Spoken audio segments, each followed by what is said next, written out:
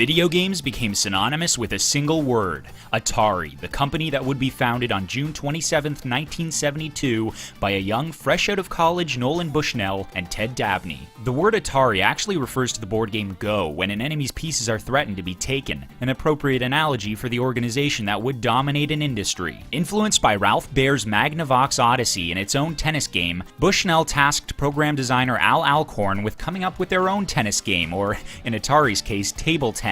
And Pong, the first commercially successful video game of all time, was the pioneered product. Baer, the now revered father of video games, was not all too pleased at what was perceived to be a violation of closed-door demos, and a lawsuit was sure and a settlement was swift, but the payment was pennies to Atari, who became the brand to beat in this new industry, and whose millions made were a source of massive motivation for this unlikely group of chill-out colleagues. A party company they became known as, an atmosphere of leisure, home to drink, drugs, and don't worry, be happy. After all, these were men and women fresh out of school in the early 70s. Atari wasn't about ties or press suits. They were about showing up to work whenever you want and exploring your ideas in a fun faculty. Bushnell clearly knew what made his team tick, because Atari consistently produced some of the most well-known and classic games in an already competitive market, ensuring arcade titles like Centipede, Breakout, Battlezone, Asteroids, and Lunar Lander, and we already know all about the legacy of those last two, kept kids pushing quarters. And then, fate reared its ugly head.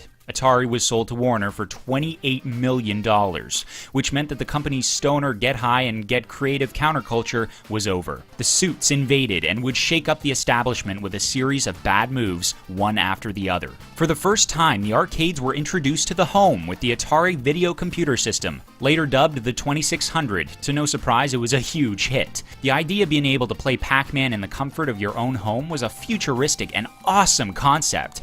The problem was that the game sucked. Many of the classics the world had fallen in love with on a big wooden cabinet were just watered-down ports of the originals. And then, a bigger blow. 4 of Atari's best designers, including David Crane, left the company, fed up with Warner's treating of its game developers, and went on to form a little company known as Activision, which would keep making the best titles for the 2600 like Pitfall. You see, it was generally regarded at the time that making games was a no-brainer, a task no more tedious than working on an assembly line. And because of that fatal error, dozens of quote-unquote developers itching to get a piece of the action saturated the industry, filling it to the brim with bad games. And to make things worse, the first console war between Atari and its new rival in television introduced a concept that no one understood. In 1982, the Atari 5200 was released, but whoa, I just picked up an Atari 2600 a few years ago, now I gotta get a whole new machine? You see, the notion of the console cycle, of pushing the hardware to stay competitive, it didn't compute with a generation of people who had the same television and record player for 20 years.